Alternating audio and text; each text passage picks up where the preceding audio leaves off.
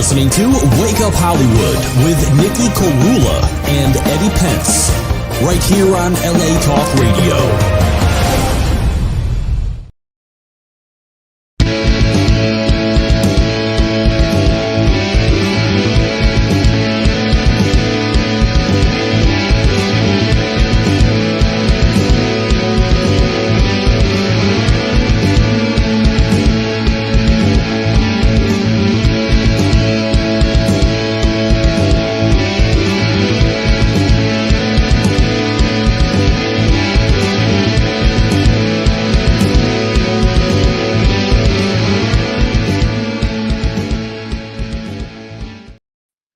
Wake Up Hollywood, this is your host with the most, Nikki Korula. We're going to jump right into this episode. We have a very special guest, dancer, choreographer, Colleen Melwish. How are you, Colleen? Hi, I'm good. Thank you for having me. No worries. Thanks for being on Wake Up Hollywood. And your nickname is Coco, so I may reference you as Coco or Colleen, depending. Yep. But let's go back to the very first moment that you wanted to be a dancer. Do you remember the moment that made you want to dance? Was it something you saw? Was it a song you heard? Was it someone you saw? Tell me about that moment of zen that made you want to become a dancer. Yeah, so it was very early, so I don't remember the first moment, but I was actually 2 years old. Wow. And I used to watch the Nutcracker, the New York City Ballet version on VHS, just obsessively. Wow. And just from watching that, I told my mom that I wanted to start dancing. And so she tried to put me in ballet when I was 2, and the teachers said, no, she's too young. Because of what? Because of the focus or what? Yeah, because of the focus. A lot of ballet schools don't like 2-year-olds because they're still a little bit spacey. Right. They're not like completely aware of what's going on. And so usually you take them at like 3 or 4. Wow. And so my mom's like, no, but she was the one that told me that she wants to dance. And so the teacher took me aside and she said, okay, listen, we'll try to have you take a class and you're going to listen to everything I say and you're going to do everything I say. And if you don't listen, then I'm going to fire you. Wow. Wow. So just all that? Yeah. And That's so crazy. From very early on, I took dance very seriously. It was like all business. You must have big eyes, just like looking up at the adult, like, okay. Yeah. But I was like the most focused kid in the class because of that. And then as I got a little bit older, like 5 or 6 years old, I started watching Cats on Broadway. That's one of my favorite shows. That was one of the first shows I saw. And again, like I became just obsessed with musical theater. And so my dream was to be Victoria, the white cat, in Cats. Awesome. Every time people would ask me, what do you want to be when you grow up? I would say, I want to be the white cat in Cats the Musical on Broadway. Well, what's cool about that is that was the first show I ever saw. Oh, really? I was really bummed when the movie came out because I was so excited. And when I saw how bad it was like, you should have just filmed the actual musical. That would have been way better than what they ended up releasing, because the musical is so good, and the show, the costumes, and they just totally, they messed it up. It was just so bad. But I still love that show. It has a special place in my heart. And I love that was like an influence for you. Did you take to the lessons at 2 years old? Did you kind of feel like there was a discipline right away that you were able to focus? Or was it like really hard to kind of like just get in line with the other students, because that's such a young age to start anything? Yeah. So I started in a combo class, which is like ballet, jazz, tap all together. Wow. So you'd have like the class would be divided into segments of these different styles. And so I like barely remember the jazz and tap portion, but I do remember being at the bar in ballet class. So that was kind of my thing. I was very focused on the ballet portion. Wow. So you kind of were drawn to that. Was that the art form that first got you into it, like really into it? Yeah. I think probably because of my personality, I was very shy, very quiet. And so something about the discipline of ballet really kind of worked with my personality. That's awesome. Yeah. And then I kind of stopped for a few years because I got really bad asthma. and that kind of like affected my ability to dance. So then the asthma got a little bit better when I was like 9 or so, I went back into ballet, and I just did that like till I was 18. Wow. And Yeah. that's, what's hard about that is it's such a regal form of dance, and it's one of the most classical forms of dance. So the technique it reigns supreme. It is all about technique more than anything. And that's, I came from opera. So like opera and ballet I see as very parallel art forms, because it's all about the technique. It's all about honoring the form, the art form. And it's very regimented in, you have to know all the exact things that it are the principles of it. And there's not really a lot of room to kind of like interpret, or I guess the biggest way is also to say there's a great way to express in it, which is what I love about it. But it's such a classic art form that there's not a lot of reinvention. Or would you think that there is more reinvention now that there's so many different dancers that are getting, like Misty Copeland is one of the famous new ballerinas. So how would you say the art form has changed, and how do you think it's been preserved over time? Yeah. I haven't seen personally a lot of new ballets. I mean, they're there. I just haven't seen them. Right. um, but even then, when you're creating a new ballet, everything is very much like from the original like ballet vocabulary. Like it's not like people are creating new steps necessarily, Right. which is good and bad. I remember once when I was younger in my ballet class, for the first time ever, one of my teachers at the end said, "Okay, now we're going to improv." You're like, what? And you don't do that in ballet. Right. And we all had like no clue what we were doing. And so now thinking back on that, it's funny because I've done so much more improv in other styles. Right. But yeah, I think now things are starting to change a little bit more now that people are doing more like contemporary and modern dance. Some of these other styles are starting to influence ballet a bit. Well, it's also cool too, because you see like hip hop being infused with it. You see like these cross pollinations of art forms coming together that are so contrasting that it kind of breathes some new life in it. They're doing that with opera too. It's not so much hip hop, but it's more like modern arts or costuming that brings some of that. I also want to ask you, when we first met and I saw your last name, I have some family in England that have the same last name, Melwish. Oh. So I had to ask you, do you know what the origins of your name is? They spell it with an extra L, and I believe that's the only difference. But I have never seen another Melwish in all my life, so I just had to ask you, do you know what the origins are of your last name by chance? Okay.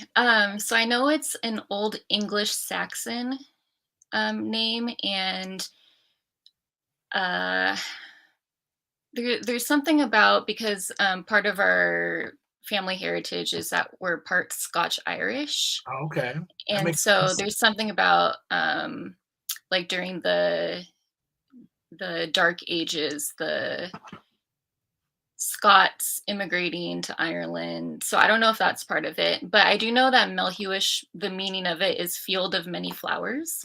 Oh, I didn't know that. That's awesome. Give me So chills. That's beautiful. yeah. That's So very I don't cool. know, I think my dad has mentioned something about like the area that they were living in, that So it my got the name dad's from that. sister married an Englishman named Melwish. So all my first Mm. cousins have that name, and now they've married. So he was the only one that kept the name, but that's how we know that name. And I've never met another.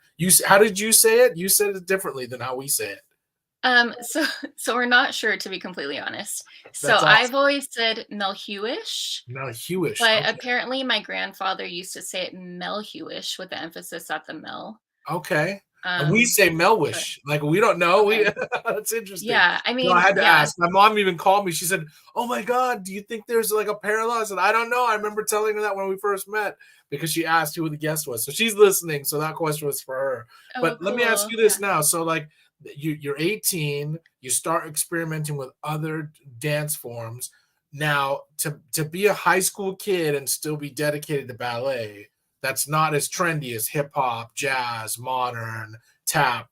Did you start to diversify in how you were experimenting and expressing in the art form, or did you kind of stay loyal and true to ballet and just want to kind of like get very technically proficient in that? Yeah. So to be honest, I ended up taking a tiny break from ballet at the end of high school. Um, my ballet was just sort of taking so much time away from my studies Right. that my parents like were not happy about it. And so they're kind of like, let's keep focusing on school. And then if things get better, then you can go back to ballet. And that was like my whole life at that point. So Wow. I was pretty devastated. Yeah, But I can imagine. yeah, I had been auditioning for professional ballet companies before that. And I kind of wasn't getting anything. And some of my teachers had kind of mentioned around that time too that part of it might have been something to do with my height, Right. because I kind of want like a certain body type, a certain height, and I didn't quite fit what ballet companies want. And so my parents were kind of like, this probably just isn't for you, you know? That's crazy. Yeah. And so I took a little break and just got to do all the normal high school things, going to school dances, hanging out with friends that I never got to do before. And then when I started going to college, that was kind of when I started other styles. And you went to Cal State Long Beach and you majored in dance, right? I did, but before that, I went to community college actually in Okay. Riverside. Okay. And I was an undeclared major at first, but I didn't want to go anywhere that didn't have a dance program. Smart. And You're like, I'm gonna make sure wherever I land, there's gonna be a dance program. yeah, I was kind of like, just in case that's where I end up. Yeah, that's awesome. And so yeah, I went in kind of very much declaring to everyone that I was a ballet dancer. But then for our shows and stuff, choreographers kind of wanted me, and they were all in modern and contemporary and jazz Right. styles. Right. And so I was like, okay, everyone's doing this, so I got to learn. And so yeah, that it just kind of pulled me in. I just sucked up as much as I could from all of these other dancers and teachers and other styles, and just kind of wanted to be as proficient as I could so that I looked good standing next to these amazing dancers. Right. Well, let's take a moment to show you off and show your reel. We're gonna play your dancer's reel. Here is Colleen Melwish's dancing reel. एक हो गए हम और तुम तो उड़ गई नींदे रे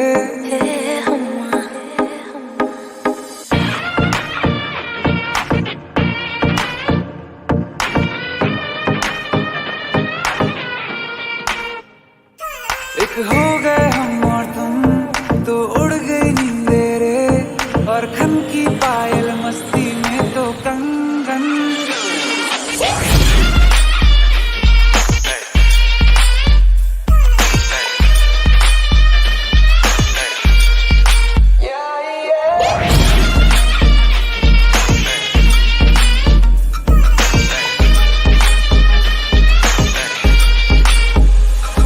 ये पहली बार मिले तुम पे ये दम निकले तुम पे ये जवानी धीरे धीरे मांगम मचले हम्मा हम्मा हम्मा हम्मा हम्मा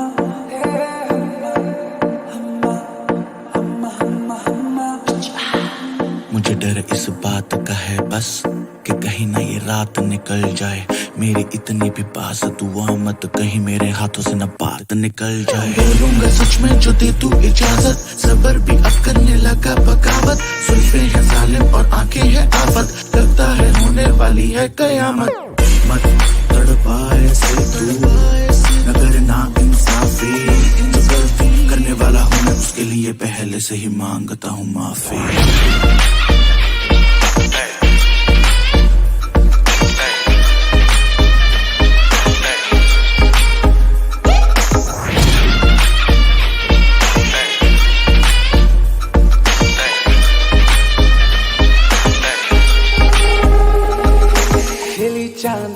जैसा ये बदन जन्म मिला तुमको, मन ने सोचा था जैसा रूप तेरा आया नजर हमको।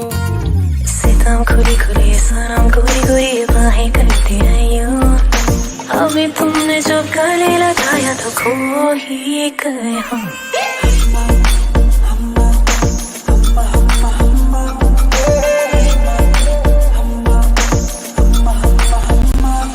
एक हो गए हम और तुम, तो उड़ गए नींदरे।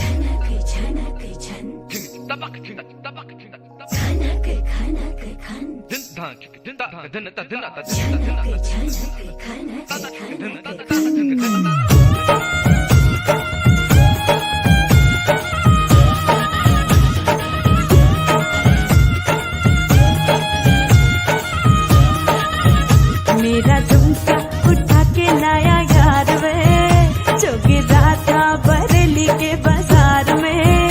मैं तो ठुमका लगा के शर्मा गई, बोली घूम कर बजा दे के मैं आ गई। मुझको लगा के नाच ले, आजा नाच ले मेरी यार, तू नाच ले झनक झनक झनकार। हो नाच ले मेरे यार, तू नच ले अब तो लुटा है बाजार। सबको बुला के नच ले, आजा नाच ले मेरे यार, तू नच ले झनक झनक झनकार। हो नच ले मेरे यार, तू नच ले अब तो लुटा है बाजार।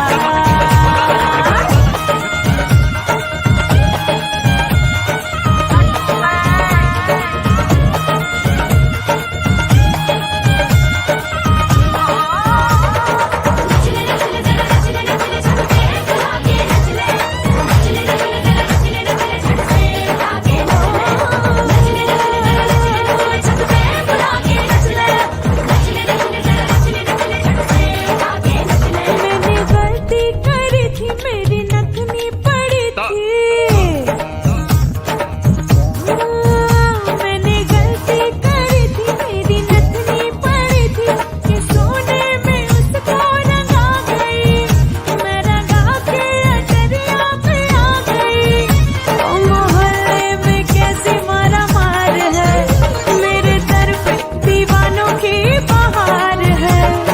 सबको नचा के नच ले, आजा नाच ले मेरी यार, तू नच ले झनक झनक झनकार।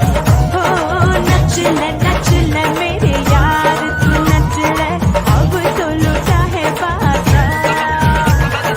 सबको बुला के नच ले, आजा नाच ले मेरी यार, तू नच ले झनक झनक झनकार।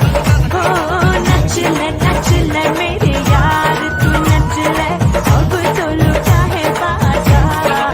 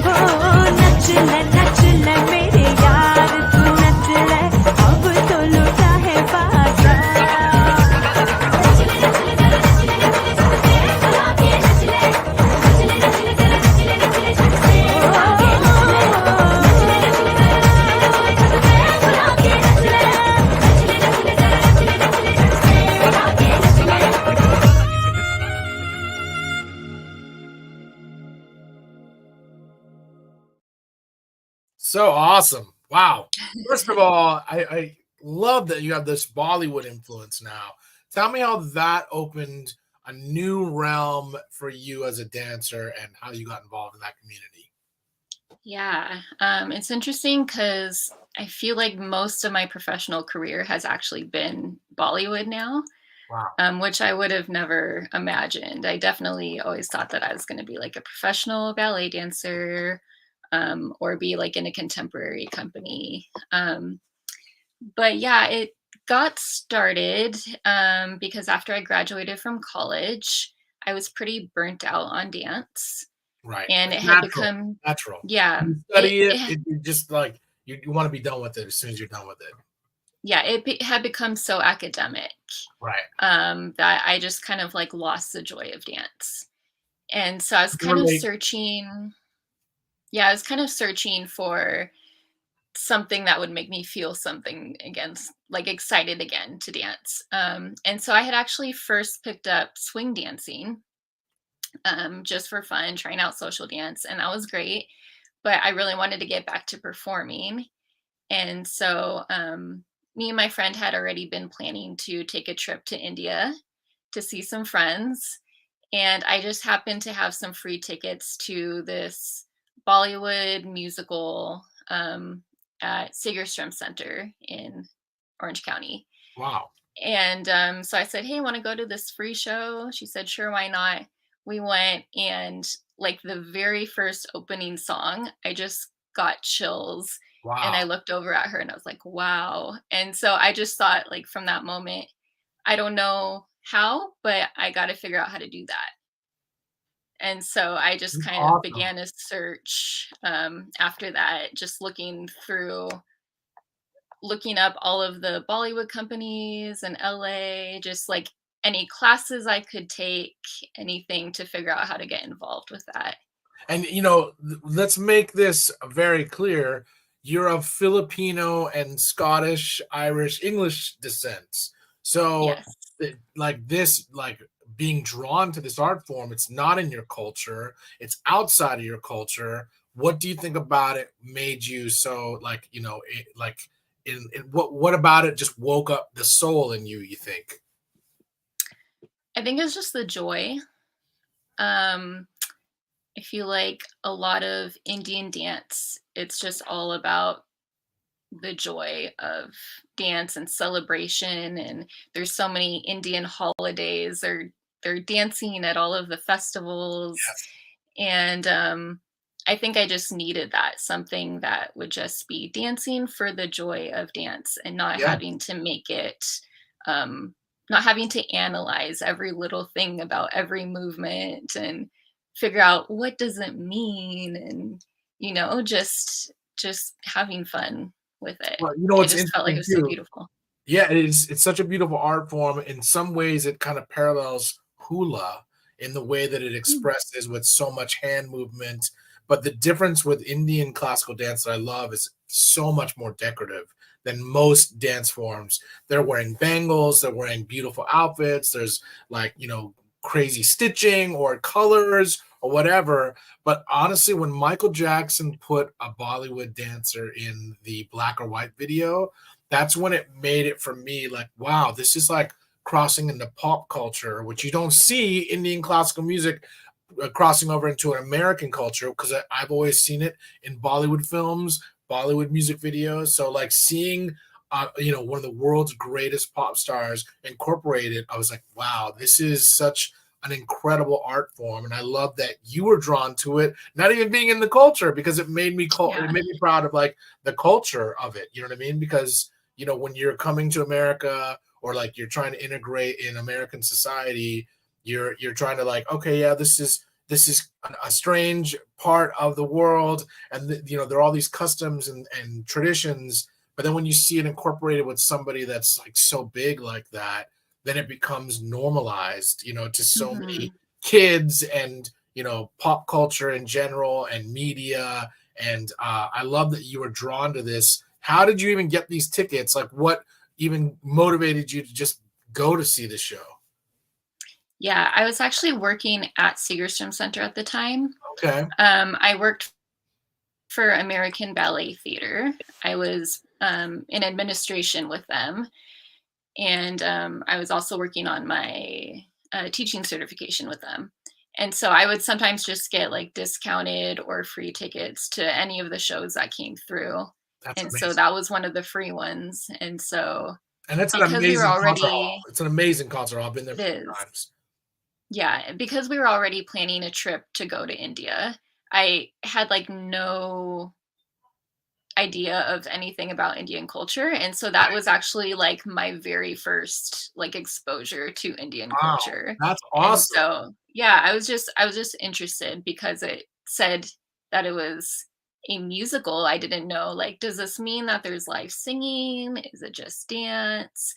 Like, what does this look like? I never seen a Bollywood film, Wow. and I was just very curious. And so did you go to India and study there by any chance? Did you kind of seek out any kind of classes or anything? Or was it just kind of like, I want to go and enjoy the culture and the country and just see what I can come away with? Yeah, so we were only there for 2 weeks, I believe. And so I was looking for classes when I went there. I couldn't really find any at that time because we were busy doing things with friends, and Right. so there wasn't like a lot of time to look for that type of stuff. But while we were there, one of the ladies that I had met, she apparently that day had been stopped by someone who said, "Would you like to be an extra in a Bollywood film?" Wow. And she had thought of me, but I was with her at the time, and so they weren't able to get a hold of me. But I was like, "Oh, that would have been so cool to just Yeah. jump into this film." Hell yeah. That would have been amazing. That's Yeah. what a story that would have been. So where did you go in India out of curiosity? Do you remember where you traveled? Just Mumbai. Oh, okay. Well, that's Yeah, like yeah. that's where all the action is. That's where all the craziness Yeah. is. That Yeah, makes that fun. I would have liked to travel more and sort of explore more, but we were just there for the time being. But I think one of the things too that made me curious is I had so many people when I was there ask me if I was Indian. Wow. And so I was kind of like, oh, that's interesting because I had never thought of myself as looking Indian before. I guess I had a different of what Indians look like. Right, And right. so that was kind of the first time that I was like, if I'm getting mistaken for being Indian, like, maybe there's something there. Like, maybe I should learn some of the language. Maybe I should try to figure out the dance thing. Like, Right. maybe, it kind of planted a seed in my head. So now that you're out of school and you started kind of traveling and kind of taking in some of the customs of Indian culture and Bollywood, what happens after you finish school and you get asked to choreograph a piece back at Cal State Long Beach? Tell me how like that how you maneuvered that, because that's a huge step. Once you get out of school, you're like, I don't want to study the thing that I studied. I don't want to do the thing that I studied. I had the same kind of connection with opera, and as soon as I was done with school, I was like, I'm done with performing opera. It killed it for me. I want to do something completely different. So what was the catalyst for you to kind of get things moving in this direction besides this show, and after this show and after the trip? What were the steps you took to kind of get involved in the community? Yeah. So the piece that I choreographed at Cal State Long Beach was when I was a senior. Okay. And so it was the first BFA student choreographed show that they've ever Wow. had, I believe, at that Awesome. school. And so it was kind of open for people to submit proposals. Any of the BFA students could do it. And so I submitted, and they picked 4 people in the dance department to choreograph. And so that was the biggest undertaking at the time that I had ever, That's done. awesome. And yeah, and so we all had like teachers mentoring us through the process, because there were a lot of elements. The composition for the piece, they wanted them to be all original compositions, and so we worked with the composition grad students on doing the music for all of that. And then there was also like lighting that we had input for, and like set design and costumes. They created the costumes specifically for our pieces. Wow. That's cool. Like by hand, like we had Wow. a costume designer for it. So there are a lot of elements. So it was like becoming its own troupe, basically, right? Yeah. Just for this one show, but it was several months, I feel like, that we were involved in this process. But yeah, then after graduation, when I was burnt out, I kind of stopped all of the choreographing for a while, Right. and I just went into teaching. And so I just taught for a few years. And it got to the point where I noticed I was getting jealous of Wow. the students that I was teaching because I was preparing them for their recitals and Right. whatnot. And I was like, they get to perform and I don't even get to perform. And so I was like, when you start getting jealous of the kids you're teaching, like that's probably a sign to take a step back. Well, it's also like, you know, it's like it awakens that part of you that you're like, oh, I'm gonna hang this up for a little bit and I'll just teach. And then as soon as you start teaching, you're like, it awakens that part of you that's like, you know, I also have gotten it to a level. Why would I stop now and just keep things moving? So I love that you have that awakening moment for you, you know? Yeah, even my boss at the time, we were watching from the wings, watching the kids perform. And she was asking me like, so where are you performing right now? And I was like, oh, I'm not performing. I'm just teaching. And she asked, how old are you? And she goes, yeah, you should be performing. Yeah. I was like, oh, okay. I need to get on that. Well, let's show another clip. What do you want to showcase next? I guess since we've been talking about it, you could do the confinement quandary, the CSULB piece. Yeah, here's confinement quandary.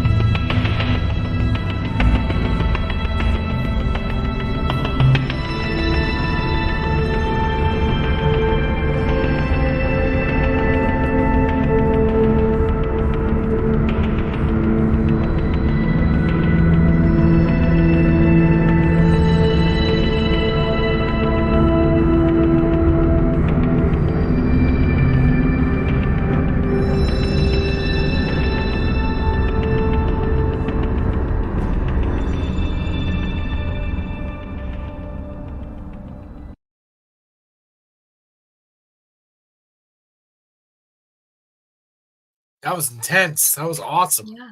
That was the confinement quandary. It sounded Yes. like I missed the end, so I want to make sure it's in there. Tell me what the inspiration was. I saw flares of Bob Fosse and then flares of modern dance. Tell me like how you infuse those because I definitely saw some really cool stuff happening. Yeah, I think for the movement, I was still kind of trying to figure out my style at that point. And so I still very much had this whole ballet thing happening. But then the dance department at Cal State Long Beach really was kind of like equal ballet and modern to create Right. this like contemporary aesthetic. And the mentor also that was helping me through this process was very modern. Like she likes to do a lot of floor work and stuff like that. And so I kind of felt like I had to match their aesthetic. Right. And so I was kind of pushing for more of this modern dance thing, but also trying to keep my ballet identity within that. That's Yeah. awesome. Well, it was just beautiful. And tell me what the inspiration or Thank what was the you. storyline that you were kind of painting with this piece? Yeah. I think I was struggling at the time, kind of trying to fit the mold of what people wanted me to be, and me feeling like I wasn't that. Like people were trying to put me in a box.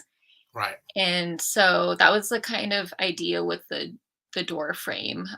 We kind of played around with different things that we could do with it. Like, could we use it sort of as if it's a mirror, like dancers looking at themselves in the mirror? Right. Could we use it like as a door, walking through it?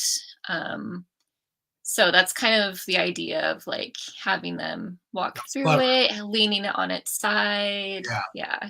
That's cool. Very cool. When you choreograph, like what goes into it? Because I know nothing about like, okay, when you're thinking about moves, it is a vocabulary. You are making an expression. You are making phrases like a musician makes phrases. Tell me what that step wise process is for you as a choreographer. I think it's a little different every time, depending on what the project is. So for that one, it was a little tough because I had no music to go off of. Oh wow. Because it Crazy. was original. So the composer was creating the music for the movement I had already made. And so I think what I had done was I picked some piece of music that I already liked and I was kind of choreographing to that piece. And then after the music was composed that we would use, then we kind of switched over to the other music and then we adjusted the movement based on that. Wow, that's crazy. It's like you had to Yeah. switch it all up like that's not how musicians work at all. It's like saying, all right, we're going to play this form and then we're going to completely change the form altogether and just try and make it work. Like, so Yeah. a little bit was, I'm sure, kind of like, oh, this move wouldn't work here. Did you have to eliminate certain things or did you just kind of have to like shape it differently so that different things were in different orders? Um, it's a little bit of everything. Right, So I think for that one, a lot of it was um, changing the timing of things. right, And then we'll usually create like in sections. Like when I first choreograph, I'll kind of have like one phrase of choreography that comes to me. And I'm like, okay, we're going to use this. This will be like the main chunk. right, And then I kind of develop other phrases. So we have like large sections and I'll kind of name them different things just so the dancers know what it is. Like we'll right. be like, okay, this is the box section. This is the circle section. I don't know. And so I think for that one, we had to sort of rearrange the sections in ways that made sense with the music. That's cool. I wanted to ask Yeah. too, like, who are your influences as far as dancers or choreographers that you really draw from or you are constantly inspired by? It's funny because I've gotten this question a lot recently, and I really don't know. You're like, I have no idea. I don't know. Um, Yeah, I think when I was like in high school, I used to always watch So You Think You Can Dance. Right. And Right. so that I think that was during the time too where I wasn't dancing very much when I was taking my little break. And I used to just think like, oh my gosh, I want to be like these dancers. I want to be able to do all these other styles. And so I feel like those people were kind of like my inspiration at the time. That's But I cool. think now that I have sort of a diverse background in dance styles, I'm kind of not really sure Right. who my inspirations are right now. Well, it's like you have the Hoff siblings, Derek Hoff and Juliana Hoff, who kind of made dancing become super popular again. And then you have, for me, it's always Michael Jackson. Like I will find Mhm. myself watching him doing like dance breakdowns and still like marveling at like nobody can do this. This is just it's still unbelievably timeless and still nobody. I mean, you can see anybody dancing like Michael Jackson, it doesn't come close to him. Like it never does. And so he's one person that I'm like, okay, this is on a level that you just don't see as much. Prince was also a great dancer. Both those guys were just marvels at their craft and just amazing dancers. But I watched this show on Fosse, and it really made me like respect what he did for the craft and what he did for cabaret and shows and bringing in Mhm. like a whole new element to kind of make it something different. And then there's also Gregory Hines and all the tap side of it, and there's jazz. Like, did you kind of gravitate towards any certain like maybe sometime you'd see somebody that was great at tap and it'd make you want to tap, and then you see somebody great at jazz and make you want to dance jazz? Like, did you have these inspirations that led you to these different dance forms? Yeah. As you were saying that, something just popped into my head. I love the dancing in White Christmas. Yeah, of course. And every time I watch it, Vera Ellen, she was a ballet dancer, and I just think she's amazing That's in awesome. that Awesome. movie. Yeah. Also Gene Kelly, I love. Yeah, he's the best. Um, One of the best ever. yeah, yeah. And I, what's I cool is I saw Prince tribute, and Misty Copeland did this whole thing to Prince music, and I was like, wow, this is when you see people dance. First of all, nothing brings a musician more joy than seeing people dancing to music, because it's Mhm. like why we make music and see those expressions kind of married together. It's just so awesome. It's really the best, especially when I'm playing with a full band. When I see people in the crowd dancing, that just brings me joy. It makes me want to dance. So it's like one of the things that music and dance just have in common. But when you see performers in a movie, especially those old movies where there's like dance troops doing all this crazy stuff and they're doing live takes. I mean, it just makes you want to be in a big dance ensemble of some sort. Mhm. So does it inspire you to choreograph in those classic ways, or do you kind of want to break free from that and do something that nobody's ever seen? I think I'm trying to do something new.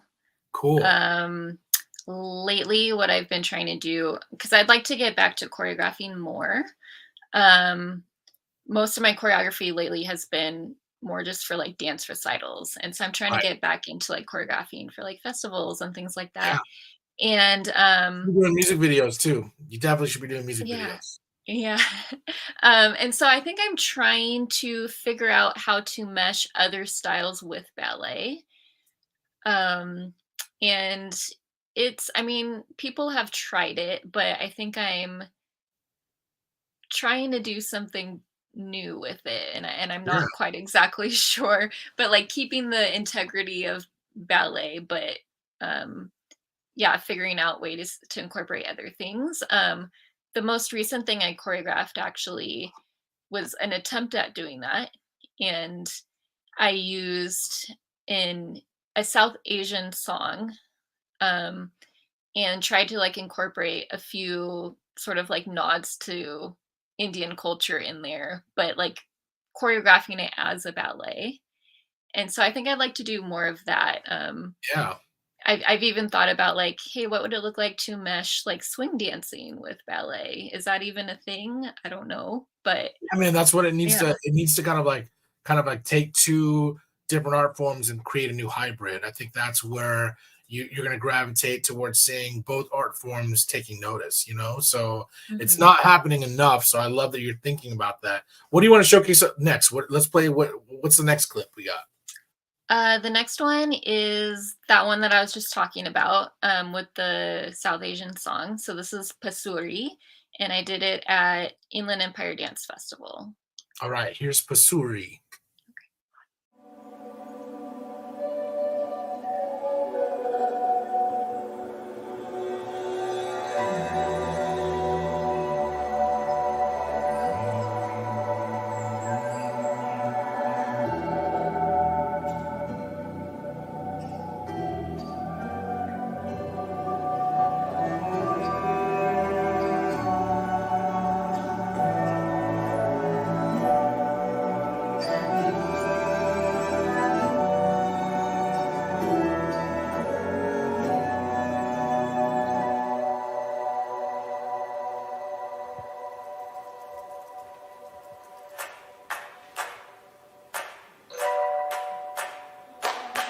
अगलावा मजबूरी नू आन जान दी पसूरी नू जहर बने हाँ तेरी P जावा मैं पूरी नू आना सी ओ नहीं आया दिल बाग बाग मेरा टकराया कागा बोल के दस जाए मावा क्यों दी चूरी नू रावाच बावाच ओनू लुगावा कोई मैनू ना रोके मेरे ढोल जुदाइया दी तेनू खबर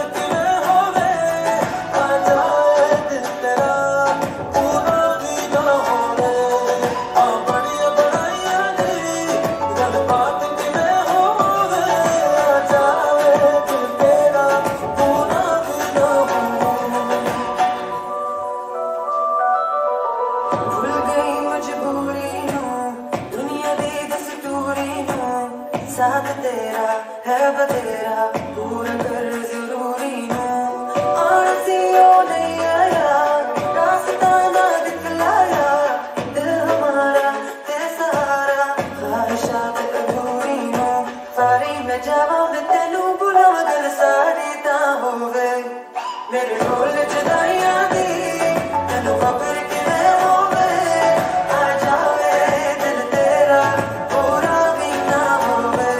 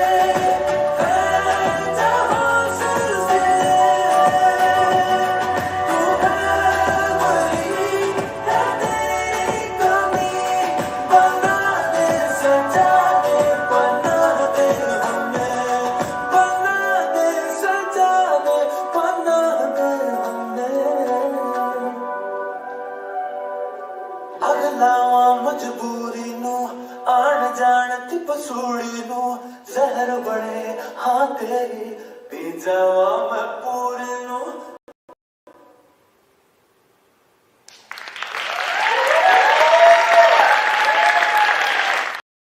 That was awesome. I love that you incorporated Bollywood music with ballet. Tell me what the inspiration behind that was. Yes. So Pasuri is the language that it's in is Punjabi and Urdu. And so it's kind of like a little bit of a mesh of cultures. And I believe that it was recorded during like 2020 lockdown, from the research I've done. And so they kind of wrote it as a love song.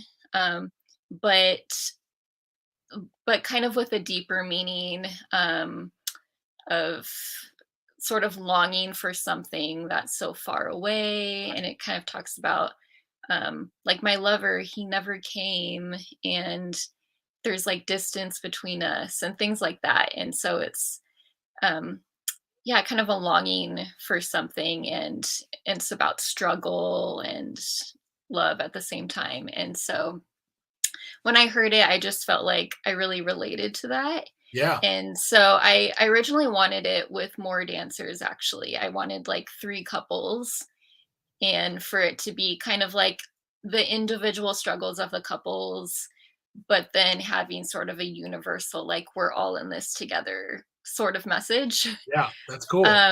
Yeah, but I couldn't find enough dancers for that. So I kind of last minute had to switch the concept, to be more of like a love triangle situation. Was that a little frustrating that you wanted more people to be a part of it and you're like, I can't get the numbers. Let's trim it. Let's try and get it to where it needs to be. Yes. How did you Yes. make that? How did you make that adjustment? Yeah, it's funny because I feel like it's the easiest dance I've ever choreographed, but like the most difficult to actually make happen. Right. Um, so the thing is, like, the really good ballet dancers, they're all off doing their thing in ballet companies in like New York and stuff, right? And so I feel like in LA, the ballet dancers aren't really so much to that level, because they're kind of more focused on like industry dancing and other Right. styles. So it's really difficult to find people that I thought could pull off what I had imagined in my head. And so I had like looked everywhere, asked everyone, and I wasn't getting a lot of responses from people. And so I was just kind of like, okay, this I'm gonna make person, this. let's Yes. just make it happen. Yeah. Whatever it is what it is. But Well, yeah, it's it was beautiful. pretty It frustrating. was beautiful, and sometimes there's more power and less. You know what I mean? Less is more. And Hmm. sometimes it works out that way. It was you didn't gain anything by having. I mean, you didn't lose anything by having less people. I think the Mm. story was told, and it's beautiful. There's a documentary. I actually had the director on this show, and he made a documentary that you need to watch. It's called Okay. Beyond Moving. I'm going to send it to you. It's about an Okay. African kid that learns ballet in the townships of South Africa. And he ends Mm. up, learning to dance in, like, he's like one of the top dancers in Canada. It's a true story. It's Mm. unbelievable. I think when I first met you, I told you about it. How do you think ballet can translate to more impoverished neighborhoods, impoverished societies, because it is such a high art form where there needs money and training and all of this stuff. Because the reason I ask is I watched this movie, and like the title, it was beyond moving to see this kid dancing with very little means and dancing better than kids that had all the ability. And he's now in a professional ballerina, and a professional ballet dancer. So it made me think, like, how do you think the art form can be taught in ghettos and in impoverished neighborhoods and third world countries? How do you think that can be spread to people? Do you think it's tech? Do you think it's YouTube? Do you think there's a way for it to? Because I think seeing that, it made me think there's a possibility that there's a lot more dancers in the world than we think. Hmm. Yeah. Um, yeah, it is hard with ballet because of the origins of ballet. Is created for nobility. Right. And so it wasn't a thing for a long time that was accessible to people. And I think, it's starting to be more accessible, but it still in a way is not. Um, yeah, that's hard It's because, got to change, though. We have to change it somehow, because you know it just showed me this movie. You would never think a kid in the townships, and there were two. It was two brothers that mhm, learned different ages, but they learned together, and now they're professional ballet dancers in Canada and touring and performing and making a living doing this, where nobody would have thought that these two kids in South Africa would ever have a chance at this art form, you know. And this company sponsored these kids to come over to Canada to learn because they saw that they had immense talent. It's like, I just feel like there's got to be some way that there's schools, or you know, maybe it should be taught in more public schools or something, so the appreciation is there. Because I think it's some with art, it's all about exposure. It's like people don't know what it's all about until they're exposed to it. So I love that you're kind of bringing a new voice to it and incorporating it with other styles of music. Do you feel like you know, other cultures or, you know, schools are limited to their, you know, their accessibility to it? Like, what do you think could be a change for that? Yeah. Well, I know it's a big question. Yeah.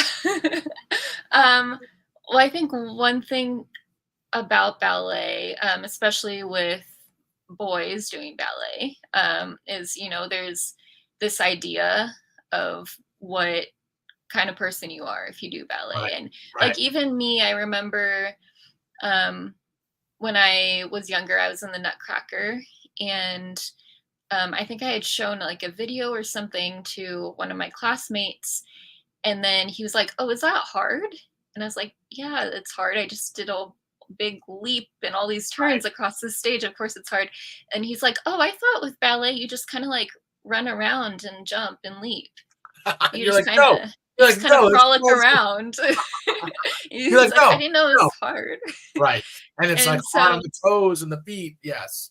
yeah, and it's also like a very expensive thing to be involved in. Right. Like, you have to buy your leotard and tights and your shoes, especially if you go on to Point.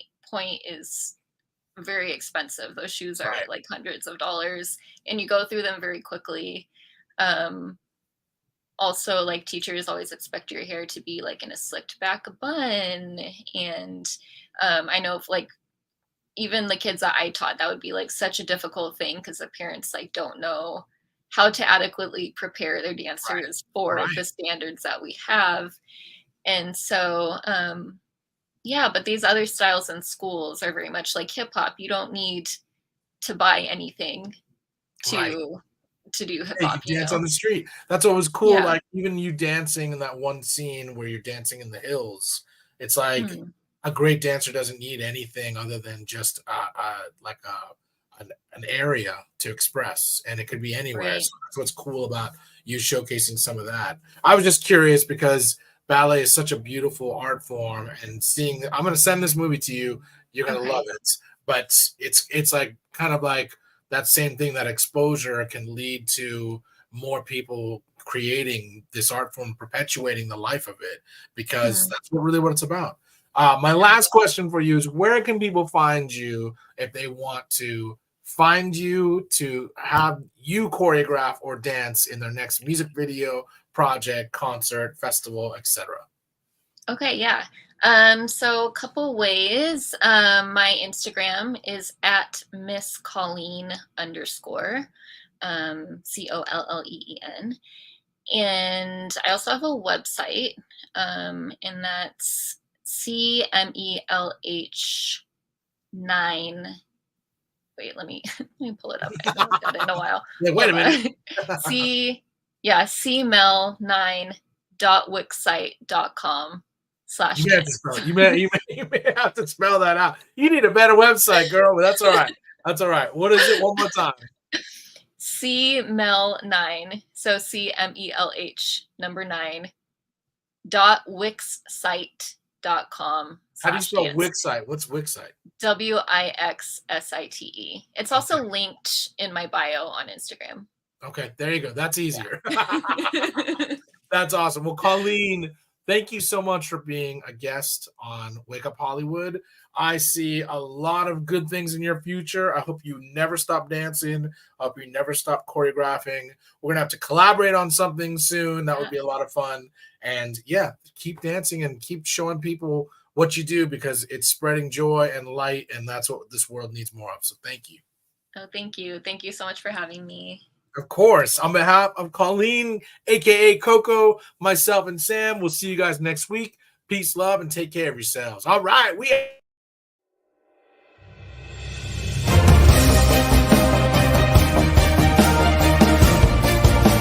You're listening to Wake Up Hollywood with Nikki Korula and Eddie Pence, right here on LA Talk Radio.